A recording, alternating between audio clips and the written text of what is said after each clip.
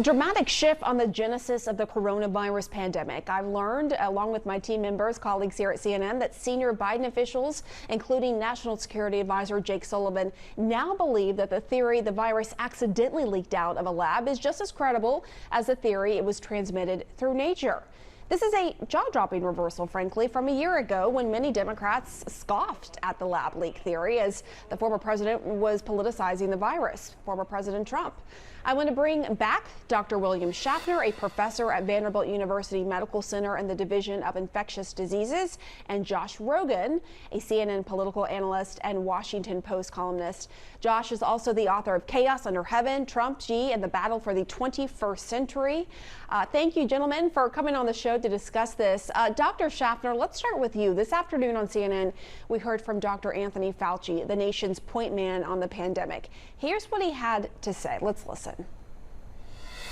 I, together with many highly qualified vaccinologists, including, and virologists, including a recent paper by 21 internationally renowned virologists and evolutionary biologists from all over the world, indicate that although we keep an open mind, that it is possible that it could be, as they say, a lab leak, that the most likely explanation is a natural evolution from an animal reservoir to a human. Dr. Shaffner, what are your thoughts on the origin?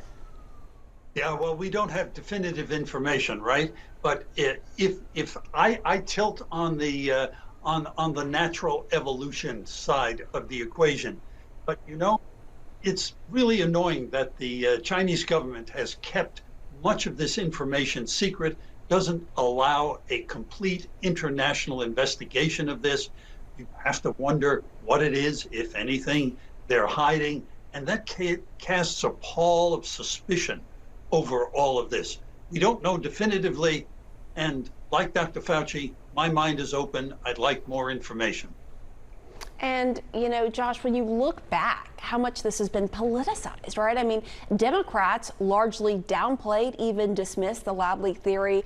And then you had President Trump and other Republicans embracing it. Of course, there was a conflation, right? There's a difference between having a sample in a lab and accidentally leaking out versus engineering something. How much did politics, in your view, contaminate such an important discussion? Well, it was politics and confusion and a lot of other things that caused us to get into these teams about the lab leak theory. But the lab leak theory is not a political question. It's not even really a scientific question. It's a forensic question. That's why they're doing the investigation. That's why your reporting from inside the Biden administration was so important, Pamela, because what they're looking at is more than what Dr. Shaffner or even Anthony Fauci are looking at. They're looking at not just the virus, they're looking at intercepts, intelligence, data, the parts of the lab that they didn't tell us about, the research that they were doing that they didn't tell us about. So they have a larger body of information than any of us are dealing with. And if they're looking at that larger body of information and they're saying, hey, it kind of looks like the lab leak theory is getting more and more credible, we should take that seriously, because that means that, you know, whatever you thought last year, more information keeps coming in. And so we're going to have to wait to see what they come out with in 90 days.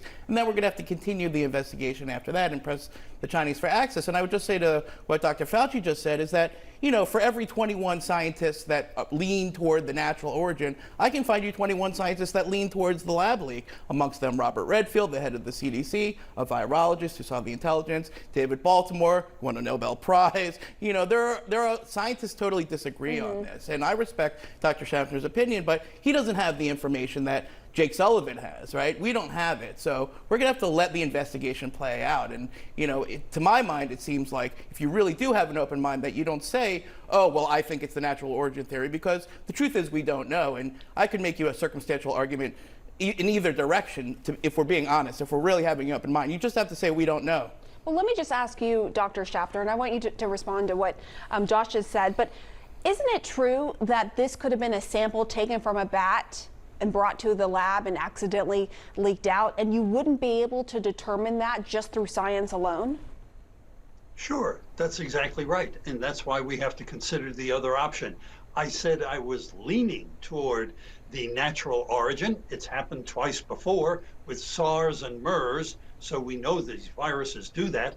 And there are a whole host of other viruses that have come from the animal kingdom to us. HIV, for example, influenza does it all the time. Zika, chikungunya, West Nile virus.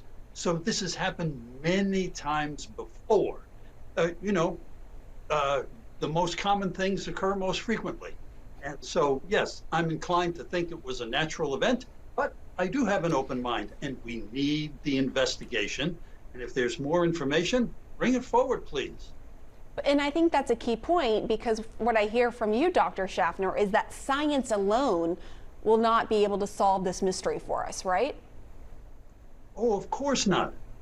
We need a complete investigation on the ground, and that laboratory ought to be opening its doors, all of its records, to an accredited international body. They evaded that when the World Health Organization sent a team in, and that made all of us, as I said before, and I'm sure Josh agrees with this, that makes you suspicious they're hiding something.